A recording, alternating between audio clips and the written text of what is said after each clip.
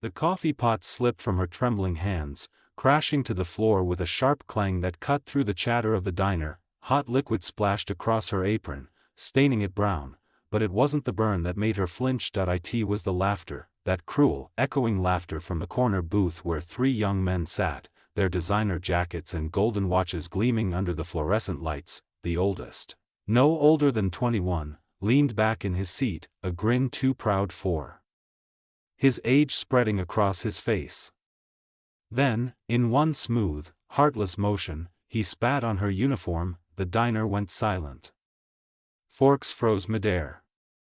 The jukebox hummed a low note and stopped. She didn't cry. Didn't shout. Didn't even look up.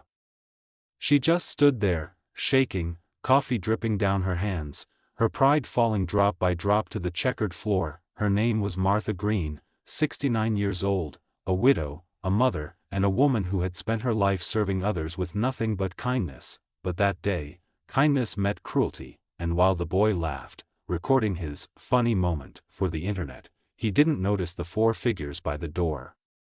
Men in leather vests. Men with steel in their eyes and honor in their hearts, because that day, inside a small-town diner, a lesson in respect was about to begin, one that would change both their lives forever. Martha Green's mornings always began before sunrise. She'd walk 5 blocks through the cold, the streets still glistening with dew, her shoes worn from years of the same path. The bell above the diner door would jingle softly as she entered, breathing in the comforting scent of roasted coffee beans and fresh pancakes. Her apron was faded, her hands calloused, but her smile, that was her signature. She'd pour coffee for regulars, listen to their stories, and somehow make everyone feel seen, everyone except, perhaps, herself. That morning had been no different, until they walked in. 3 young men, loud, entitled, dripping with arrogance. Their laughter filled the quiet diner like static. The leader, Bryce Weller, was the son of a real estate tycoon who owned half the town.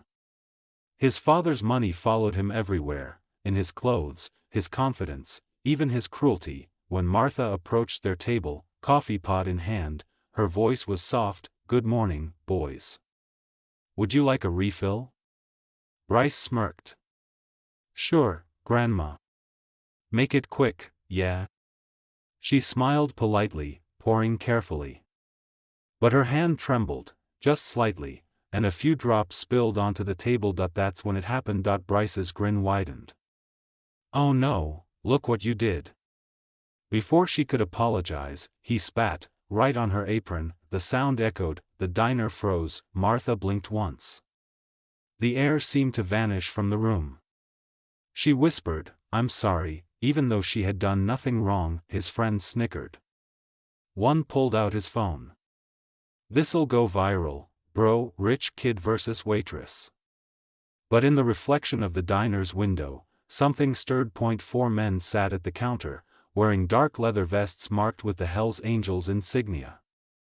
Their leader, Rex Dalton, a broad-shouldered man with a gray beard and eyes like tempered steel, set down his mug of black coffee. He'd seen a lot in his life, bar fights, betrayals, and broken promises, but nothing boiled his blood like watching a working person disrespected. Without a word, Rex stood up.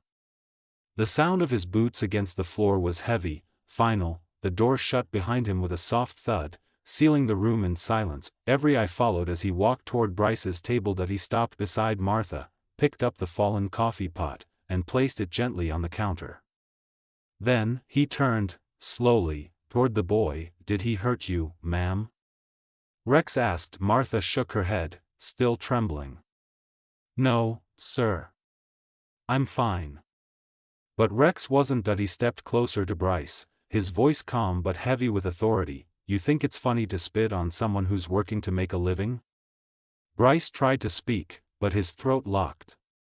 The smirk was gone. "That woman," Rex continued, nodding toward Martha, "could be your grandmother. You treat her with the respect she's earned." No one moved, even the fry cook stood frozen behind the counter. Then Rex pointed to the floor. "You're gonna make this right. Start with that mess." Bryce blinked. "What?" Rex didn't repeat himself. He didn't have to. the weight of his stare said everything. For the first time in his life, Bryce bent down and began to clean. His designer jacket brushed against the floor tiles as he wiped the spilled coffee, his reflection staring back from the puddle. Small, ashamed, human, Martha whispered, "It's all right, dear, you don't have to," but Rex gently shook his head, "No, ma'am. He needs to." When Bryce finally stood, his hands were shaking. The phone in his pocket suddenly felt like a symbol of everything he'd done wrong. "I'm sorry," he said, barely above a whisper. Martha's eyes softened. "Thank you, son." Rex gave a small nod, then turned back to his table. His crew followed silently, sitting down as if nothing had happened. But everyone in that diner knew they just witnessed something unforgettable. That night, the diner closed under a soft drizzle. Martha was wiping the last table when the bell chimed again. It was Bryce. His eyes were red, his posture humble. He held an envelope thick with cash, his father's money. "I wanted to make it right," he said quietly. "Please, take it." Martha looked at the envelope, then at the young man. "Money can't clean what pride dirties," she said gently. "But kindness can." He nodded, tears threatening. "I'm sorry. Truly." She smiled. "Then you've already started to make it right." Bryce left without another word. Outside, Rex was smoking beside his bike, the rain hissing softly as it hit the pavement. "He come back?" Rex asked. Martha nodded. "He tried." Rex smiled faintly. "Maybe there's hope for him after all."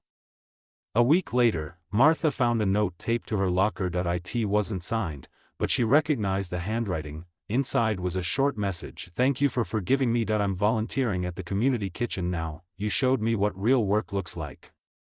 Folded with the note was a receipt, a large anonymous donation to a local shelter, made under her name. Martha's eyes filled with tears. She pressed the note to her chest and whispered a silent prayer of gratitude. She never told anyone what happened that day. But the story spread, not because of the spit, or the laughter, or even Rex Dalton's quiet justice, but because of what came after: the forgiveness, the redemption, the proof that even the cruelest act can lead to something good when met with grace. Sometimes, life gives us moments that test who we are, not in how we react to kindness, but in how we respond to cruelty. Martha Green could have walked away bitter. Rex Dalton could have turned the diner into a brawl, but both chose something stronger. Dignity and compassion, and that's the heart of this story. Kindness doesn't always come from softness, sometimes, it comes from courage, the courage to stand up for what's right, or to forgive when it's hardest to. So the next time you see someone serving your food, cleaning your table, or holding the door, remember Martha, and if you ever find yourself sitting in a diner when someone forgets what respect looks like, be the Rex. Or better yet, be the reason no one ever needs to be. If this story touched your heart, don't forget to like, share, and subscribe to Echo Tales, because sometimes, the smallest act of kindness can silence even the loudest cruelty, and change a heart forever. Red Heart.